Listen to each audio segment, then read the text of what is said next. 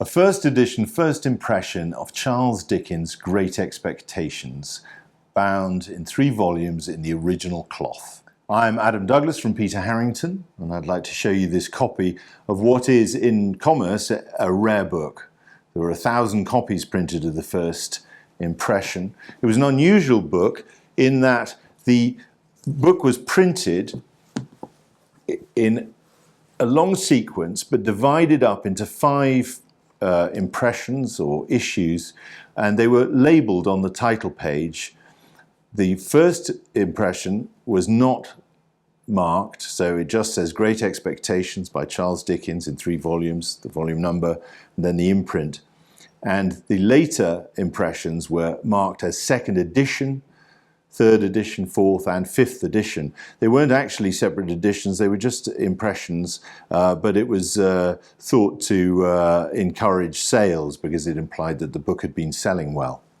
The first 1,000 copies were all taken by Moody's Select Library, which was a circulating library. And the idea of a circulating library was that each book would be lent out individually. That's why publishers liked 3-deckers and why the whole Victorian publishing trade worked that way, is because the circulating libraries liked to lend out the volumes individually.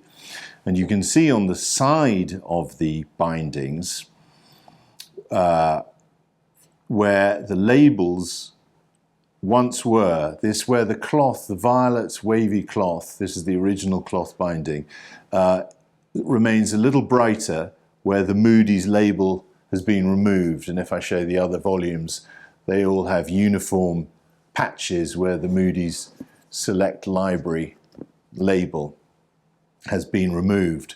And that's true, virtually all copies, with a very few freaks that escaped the library. They basically all went to Moody's. And that makes them very rare because they would have been read to death because it was an extremely popular book. And so it's difficult to find this book in anything approaching collectible condition in the original cloth. Now this copy is not perfect in terms of condition. There's a little fading on the spines.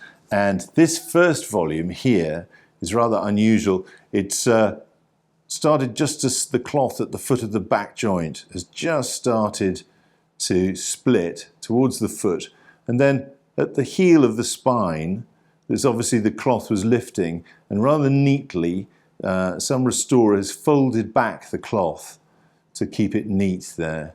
And they've done it very well so that they've preserved the Chapman and Hall imprint, so you can still read that at the foot of the spine. Other than that, it's in good condition. It has the yellow Endpapers, coated Endpapers, nice shiny Victorian paper, which is in excellent condition. It's quite strong paper, so it hasn't split in the hinges. And the book itself is in very good condition. There are complicated issue points on this book, which are too complicated to explain here, but you can read in our catalogue or on our website. And indeed, there are full details of this book and many other books on our website.